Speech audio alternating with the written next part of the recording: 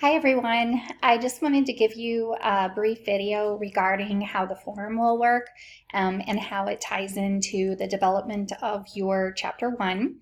When you first click into the forum over here in the left-hand column, you'll notice there is a tab here for questions for the librarian. So if you have questions about your research that you're doing, or maybe just how to use certain functions within the online library, you can shoot those right here into the questions for the librarian. And Paul is really good. He's going to check these a couple of times a day.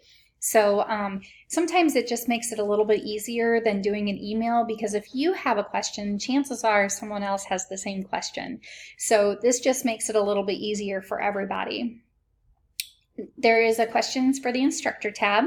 Same principle. If you have a question about an assignment or the course, chances are somebody else does also. So this way, when you post your question and I answer the question, those that have the same question will be able to have their question answered. So it just, again, kind of streamlines the process a little bit. The student lounge is a great place for you guys just to connect. If you, have anything that you want to say to one another. I pretty much don't check student lounge questions or comments or anything. So again, just try to remember not to post a question to me in the student lounge. Make sure it goes into the questions for instructor. And then in Forum 1, it's going to be a little different than the other forums because with Week 1, we're not going to be starting on our Chapter 1 in the forum. And I'll explain what I mean by that in just a second.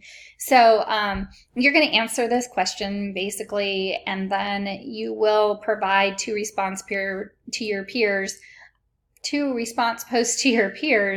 So at the end of Week 1, you'll post your initial post, and then at the end of Week 2 is when your two response posts will be due. Okay, so for the original post, just have it in by the 1st of September, and then make sure that you have the subsequent posts to your peers, the two posts to your peers, by the 8th. And also with a lot of the discussion boards that you will do throughout your DNP, we do ask that you use a reference that supports your post. And again, this only aligns with Module 1, because in Modules 2 through 8, with the exception of Module 6, you will not have a discussion board in Module 6. That is during a time when you're going to be working on your review of literature, and I want your time and energy to be focused on that. So we will not have a discussion board for 6. But for Modules 2, 3, 4, 5, 7, and 8, you will be turning in components of your Chapter 1. So you can read through this. There are several places that you're going to find these checklists. Now, the checklist, let me kind of go back up here and we'll come back to this in just a moment. The checklist you will find here as well as embedded in each of the modules. So for example, with Module 2, we're really focusing on the background and significance and that purpose statement. So you'll find that checklist in Module 2. I also, if you remember back in the orientation video, have a looking ahead tab. So if you go to Module 1 and you scroll down, you'll see the looking ahead. And this basically just allows you to stay on top of things. You'll also see that checklist here.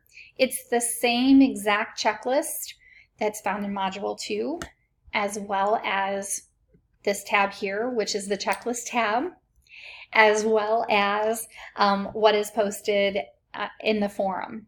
Okay, so let me just go back into there real quick, and I'll show you what the checklist looks like.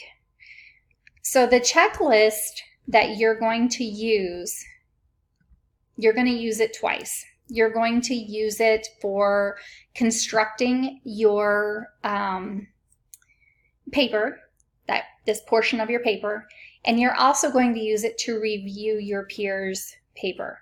So I have you split up to where you will be submitting your paper. So you submit it one time, and then you're going to have two of your peers review it. And I'll show you exactly what that looks like when we go back into the form, but I just wanted to show you this checklist real quick. So this is the checklist. Some checklists are pretty long, or lengthy, but not every aspect of that checklist is applicable to your study, okay? Sometimes it is and sometimes it isn't. If it isn't, you just simply mark NA, okay? So when you submit your paper through the forum, if there's anything that was not applicable that was on your checklist, you're going to put that into that text box, just like you would if you were going to be making a post in the discussion board. That way it gives the reviewer a heads up that, hey, don't be looking for this because it's not in there, it doesn't exist in my paper, and here's why. So provide that rationale as well, because that's a learning tool, all right? It's a learning tool in that you understand what that component is, and then your reader understands how that wouldn't fit in, okay? So whenever you are reviewing your peers' work, you're going to, you will download this checklist, okay? And you're going to actually type in the feedback. So you will type in the author, the person that you are reviewing their work, and then you type in your name as the reviewer. And then you'll just put check marks in the list here where you see the content mirrored in that paper, okay? And again, if it's not in there, just indicate NA. Now, if you say, for example, there was not detailed information that connects current practice to the purpose statement, then you're going to indicate this with a 1. And then you come down here with the comments, you type the number 1 and then your comment there. And then maybe there's no description about what is known about the issue. So you would write a 2. And then you would write the number 2 and then your comment about that. So the number will correspond with the comments. So that way then when the author goes back and reads your comments, they know exactly what they need to be looking at in terms of your feedback with the checklist, and then the comments as to why they gave you a number, basically, to bring your attention to that wasn't met. All right, so if it's met, you just simply put a check mark. Now, if everything has been met, I also want to, I love positive feedback, and if there's a different spin maybe that you can see this project going, go ahead and write that in the comments section. A couple of sentences, just some positive feedback.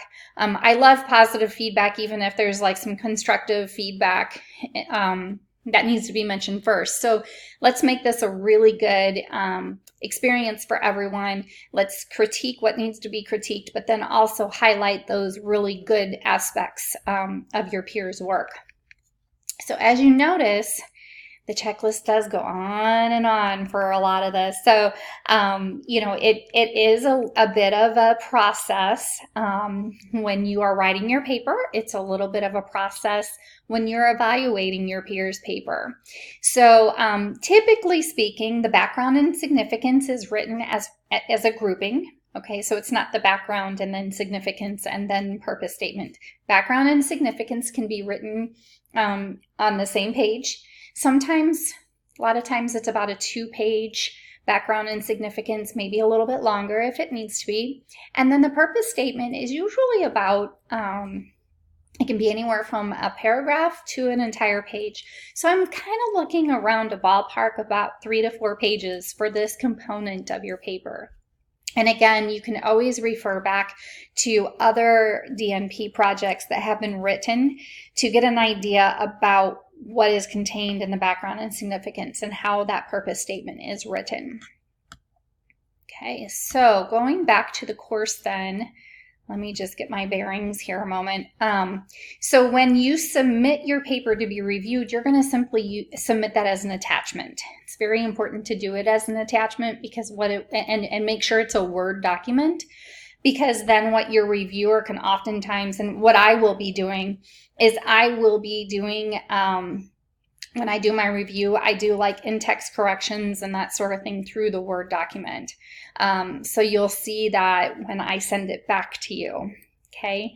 And So that's how the checklist will work. You use the checklist to construct that component of the paper.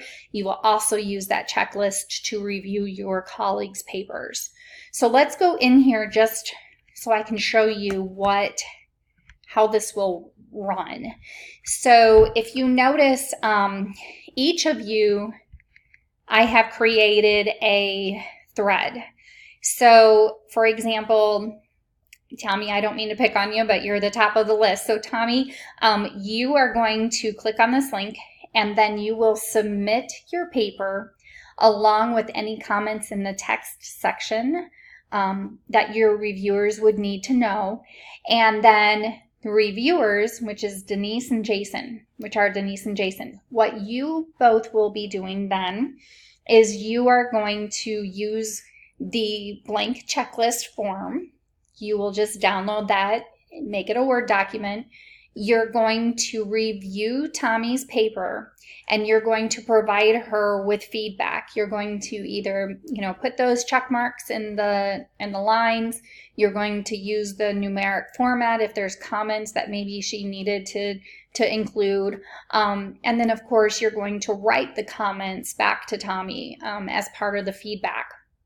Then when you're finished with that review checklist, you're going to save that, and then you're going to go back into this thread, and you're going to attach that document into the thread. Okay, and that's how every week 2, 3, 4, 5, 7, and 8 will be working. When we get a little bit further down and we're doing the review of literature, you're only going to be reviewing one other person because it tends to be a lengthier process. So I hope this explains how everything will run. If you have any questions, again, I will review this in about a week or so. But in the meantime, go ahead and work on Module 1 and doing that looking ahead. Start thinking about and creating that background, significance, and purpose statement. So I look forward to meeting with you soon. And again, if you have any questions, please don't hesitate to contact me. Thank you.